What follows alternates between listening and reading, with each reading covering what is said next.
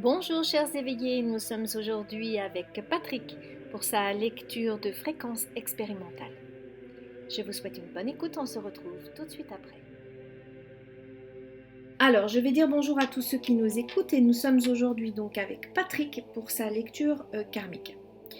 Alors, Patrick, la première chose que j'ai vue, alors je ne sais pas si ça a bousculé un petit peu avant aujourd'hui ou pas, mais moi en tout cas je savais de toute façon vers quoi j'allais m'orienter avec vous. Tout de suite, ça s'est imposé immédiatement. D'accord. Euh, on m'a tout de suite dit que vous étiez un homme. On m'a donné l'espace-temps, donc on est au tout début du Moyen Âge, en 890 après Jésus-Christ, et vous êtes un moine. D'accord. On me donne aussi l'espace géographique, on est dans le sud de la France. Alors on me parle de Gascon, de pays gascon. Alors je ne sais pas ce que ça veut dire, mais faudrait aller vous renseigner un petit peu après, voir ce que c'est, hein. Oui. Alors on m'explique que vous êtes issu d'une famille de paysans et on m'explique aussi que vous êtes le huitième enfant d'une famille de 12 enfants. D'accord. Donc une famille extrêmement nombreuse. Bon, après en 890 c'était aussi comme ça, hein. Voilà. Alors, on m'explique votre naissance. Votre naissance a été particulièrement éprouvante pour votre mère.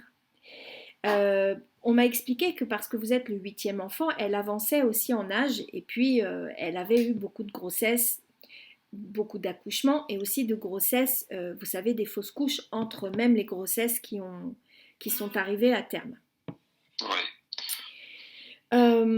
Donc c'est une grossesse difficile qui l'empêche de travailler au champ. Et ça la contrarie beaucoup, hein, parce que, et votre père aussi, ça le contrarie beaucoup parce qu'il y a un manque à gagner, hein. D'accord. Alors, c'est également un accouchement compliqué parce que on m'explique que vous êtes venu en siège, par le siège, donc à l'envers. Et à l'époque, il n'y avait pas de péridurale, hein. Oui. Et donc voilà, c'est un accouchement compliqué, mais votre maman survit, hein, il y a pas de mort, hein, elle ne meurt pas, votre maman. Mais après cet accouchement, elle est très fatiguée, elle est lasse, voilà, elle a perdu un petit peu son dynamisme, voilà. Et en fait, ce qui va se passer, c'est que tous vos frères et sœurs aînés, hein, ceux qui sont avant vous, qui ont donc connu votre maman avant votre naissance, vous font souvent le reproche d'être à l'origine du changement de comportement de votre mère. D'ac- D'accord. Euh, donc on a affaire à quand même une mère un peu dépressive après votre accouchement, hein. D'accord. D'accord. Alors vous vous sentez, vous, très vite au sein de la famille mis à part, hein, comme un peu exclu au sein du clan, en fait, au sein de votre famille. Alors, euh, plus particulièrement, votre mère ne vous accorde aucune attention particulière, hein. Vous faites partie de la grande fratrie, mais sans aucun, voilà. Et petit détail, c'est elle vous nourrit très peu de temps au sein. Et en fait, Oui. ça va être votre sœur aînée qui elle-même a déjà deux enfants. Alors là, je pense que c'est l'aînée, la première née, hein, Oui. qui elle-même a déjà deux enfants, qui finira par vous allaiter. Donc, D'accord. d'accord. Alors, au niveau de votre, comment dire, de votre attitude, de votre comportement, ce que vous ressentez, etc. Vous êtes un petit garçon très sage, très obéissant, Oui. et vous ressentez aucune colère vis-à-vis de votre famille. Vous voyez, on vous met un peu à l'écart, mais vous n'avez aucune colère, aucun. Ça vous semble, vous comprenez, c'est légitime. Vous voyez, vous avez une grande force de compréhension, même étant petit, hein, ce qui est quand D'accord. même assez rare, hein, puisque voilà. Donc, on vous met très vite au travail, hein, très jeune. Et alors, par nécessité, mais aussi par volonté. C'est-à-dire que on veut pas, votre mère ne veut pas vous voir traîner dans la maison. Elle préfère vous savoir au travail, hein. D'accord. Euh, Alors, on vous donne la tâche de vous occuper des animaux. Alors, vos parents travaillent au champ parce que je vois vraiment la campagne, les blés, enfin, je vois les champs, quoi. Mais je vois Ouais, aussi une grande basse-cour. Il y a beaucoup d'animaux et des animaux qui sont un peu en liberté. Vous voyez, il n'y a pas vraiment d'endroit où on met les ouais, animaux. Voilà. Et vous, vous vous occupez de... Donc, on vous a donné cette tâche-là de nourrir, nettoyer, etc. les animaux. Et alors là, vous êtes comme un poisson dans l'eau, hein. Vous adorez ça. Euh, et vous adorez ça, vous avez un super contact avec les animaux et vous avez l'impression qu'ils vous comprennent, hein. Vous avez l'impression d'être compris par les animaux sans avoir à parler en fait, voyez. ouais, Alors je vois pour les détails parce que ça m'a été donné, donc je me dois de vous les dire aussi. Je vois des chèvres, je vois des cochons, mais alors pas des cochons roses là, pas comme ça, des cochons tout noirs. ouais, Poules, coqs, enfin bon, les lapins, la basse-cour, non pas de lapin, la basse-cour habituelle quoi en fait, hein. D'accord. d'accord, Alors vous avez également un chien qui s'appelle Tito et on m'a dit qu'en patois ça voulait dire petit, Tito, d'accord, d'accord, avec lequel vous dormez même, d'accord. Donc c'est vraiment votre compagnon, hein, ouais, de tout le temps. C'est-à-dire que pendant que vous soignez les animaux, il est là, vous dormez, il est là, vous mangez, il est là, enfin, il ne vous quitte pas, ce chien. Euh, alors, on m'explique que vous allez grandir, bien évidemment, hein, mais vous allez grandir dans l'ombre des autres, hein. Euh, alors, on a voulu insister sur le fait qu'il n'y a pas de maltraitance physique. d'accord, Vous n'êtes pas battu. Mais plutôt un sentiment de rejet et une grande solitude. Ça, c'est vraiment d'accord, voilà, c'est l'important de l'histoire. C'est l'immense solitude et vous grandissez avec cette solitude. Alors, on a parlé de votre maman, mais on m'a aussi parlé de votre père. Donc, votre père ouais, est constamment absent. Alors, il n'est pas absent parce que de son plein gré, il est tout le temps au travail. C'est-à-dire qu'on m'a expliqué qu'il partait tôt le matin, donc avant que tout le monde se lève, et il rentre très tard le soir, et quand il rentre, bah, il mange et il va dormir. d'accord, Voilà, c'est pas métro boulot dodo de leur époque, mais c'est presque ça, hein. Imagé avec notre époque aujourd'hui, ce serait plutôt ça, quoi. Il n'a pas le temps de souffler, en fait, cet homme. Donc, il prend pas part non plus à la vie de famille. Vous voyez, il est ouais, constamment au travail. Alors, on m'a expliqué que c'était un homme assez discret et froid avec tout le monde. Il est voilà, il est froid. Il parle presque pas. ouais, Il parle vraiment pour, voilà, quand il faut, j'ai envie de dire. ouais, Et il est comme, vous voyez, vous grandissez dans l'ombre des autres, mais lui, euh, c'est aussi l'ombre. C'est comme l'ombre dans la maison. Vous voyez, c'est comme une ombre dans la maison. C'est-à-dire qu'on le voit déambuler, mais il- au-delà de ça, il ne se passe pas grand-chose, quoi, hein. d'accord, Alors, au-delà de ça, c'est une ombre dans la maison, mais tout le monde est conscient qu'il a malgré tout une immense importance, hein, parce que s'il disparaît, s'il vient à disparaître, par exemple, ce serait une catastrophe pour vous, hein, enfants et mères, etc., hein, pour la famille. ouais, Alors, on m'explique qu'il travaille au champ, donc avec trois de ses fils déjà aînés, avec lesquels il ne parle pas non plus, hein. C'est un homme qui parle pas du tout, donc il s'exprime pas. Il travaille. Voilà, c'est un homme qui travaille. On m'explique que c'est un homme blessé, donc qui a dû être blessé. Mais alors, comme c'est pas sa lecture à lui, voilà, on m'a pas donné d'autres détails. Mais c'est un homme qui a dû émotionnellement avoir quelque chose pour en être là. d'accord, D'accord. d'accord, On m'indique quand même que vos parents se sont mariés par amour. ouais, Voilà. Alors, vous grandissez, vous avez maintenant 7 ans. Et c'est là où on va rentrer dans la deuxième partie de lecture où ça se... Vous allez voir, c'est assez étrange. Comme, voilà. Alors, à l'âge de 7 ans, vous êtes réveillé par des voix qui vous appellent. Et on m'a pas donné votre prénom non plus. Donc on va peut-être me le donner là en direct, mais jusqu'alors on m'a pas donné votre prénom. Donc ces voix vous appellent, donc vous êtes réveillé par des voix qui vous appellent par votre prénom. Donc Ouais. vous vous levez et vous cherchez toujours sans rien trouver. Il n'y a jamais personne qui vous appelle. D'accord. Donc ça se passe plusieurs nuits de suite. J'ai l'impression que vous vous appelez Benoît. Je vais le noter. D'accord. Attendez, je vais le noter. Oui, c'est ça, Benoît. Je crois que c'est Benoîte et pas Benoît. Est-ce qu'on disait le T avant où il y avait un E? Je ne sais pas, mais c'est Benoîte. Benoîte. J'entends ça. Hein. Donc, vous vous levez à plusieurs reprises et pendant plusieurs nuits, du haut de vos 7 ans, hein, parce que c'est jeune 7 ans, hein, malgré tout. Euh, et il n'y a rien qui se passe, vous entendez juste des voix qui vous appellent par votre prénom. Et alors, forcément, vous en parlez à personne, hein, parce que déjà, on vous voit lever la nuit, on s'interroge un petit peu sur ce que vous êtes en train de faire, en fait, on ne comprend pas trop bien. Ouais. Donc, vous vous taisez, vous ne dites rien. Et avec le sentiment de pouvoir en parler à personne.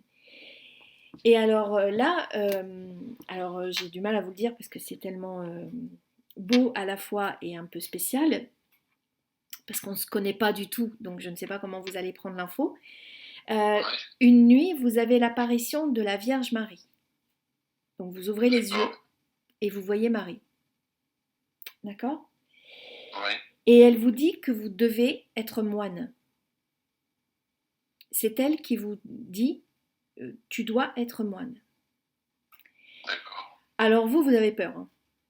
Du haut de vos 7 ans, vous ne savez pas ce qui vous arrive, vous êtes complètement décontenancé, même décontenancé, c'est pas le mot parce que vous êtes enfant, donc ça va au-delà de ça, hein, vous êtes terrorisé et vous croyez devenir fou.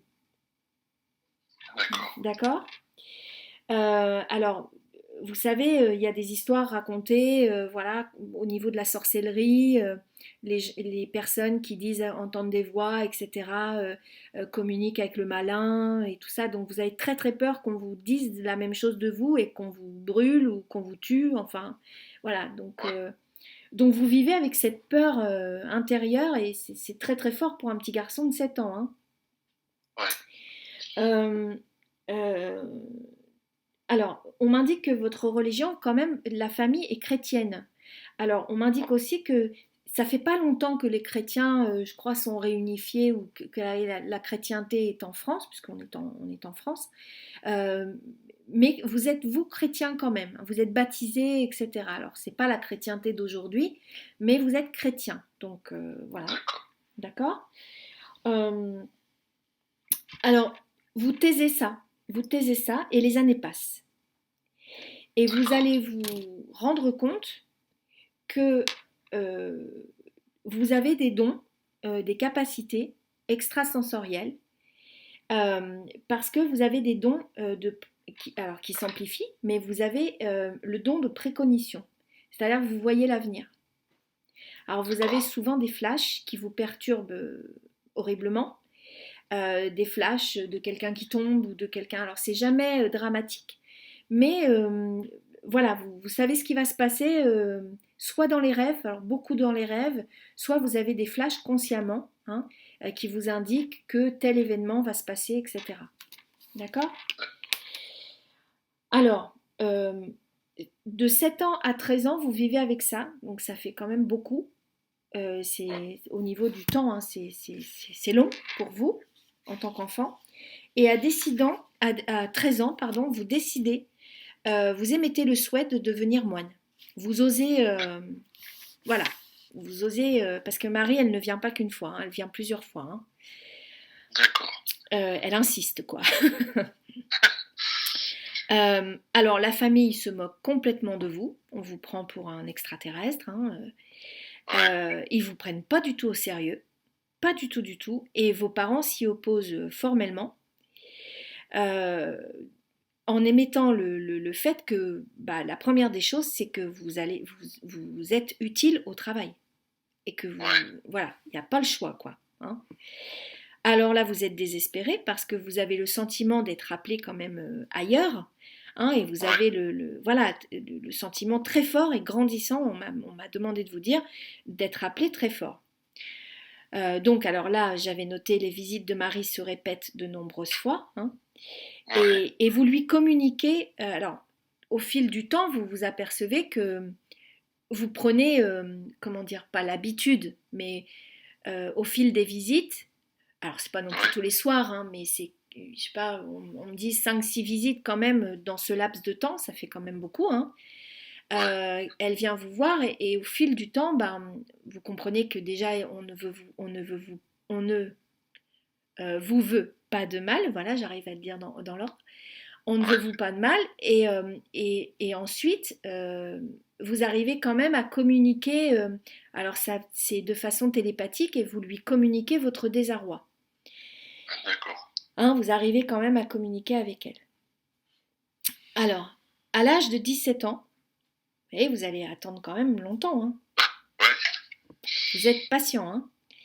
À l'âge de 17 ans, comme vous voyez que vous n'êtes toujours pas entendu, qu'on vous prend pour un dingo, hein, parce que c'est vraiment comme ça, hein, voilà, vous êtes un peu le fou hein, de la famille, euh, eh bien vous partez, vous décidez de vous enfuir.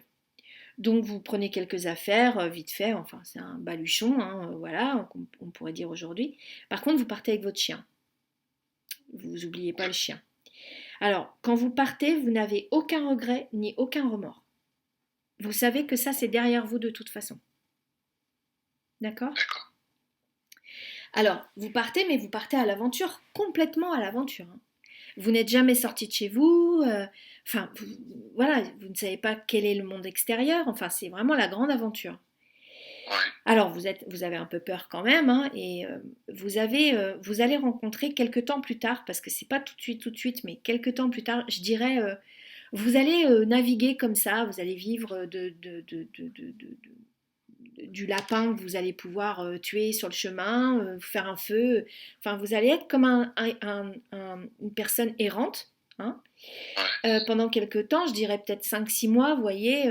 Et puis au bout d'un moment, vous allez tomber sur un moine, un pèlerin, qui va bien vouloir, bah, lui vous écoute, et il va bien vouloir vous mener dans un monastère, alors qui se situe en pleine montagne. Alors là, vous allez franchir un autre cap, parce que avant je vois la chaleur, le soleil, et là je vois la neige, enfin c'est pas marrant quoi.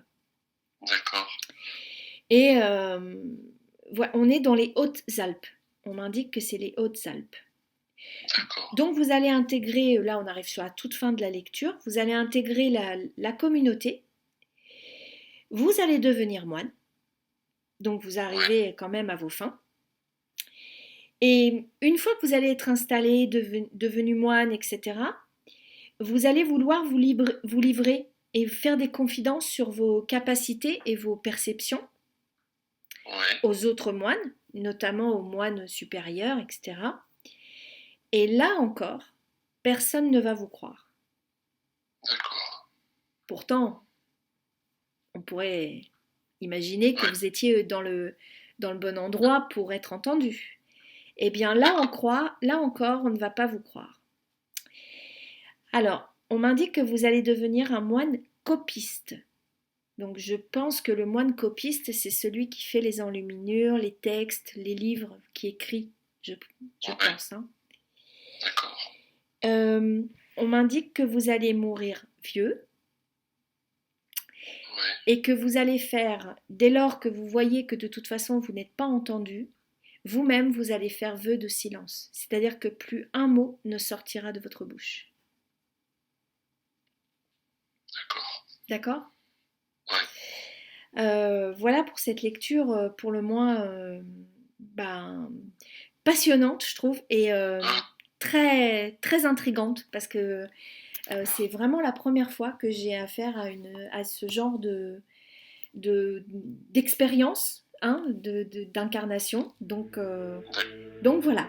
Bon, Patrick, je vais me permettre d'arrêter l'enregistrement et puis nous, on va continuer de discuter après. D'accord? Ouais. Voilà, chers éveillés, je suis ravie d'avoir passé ce moment en votre compagnie. On se retrouve très vite pour de nouvelles vidéos. À bientôt, prenez soin de vous. Ciao, bye bye.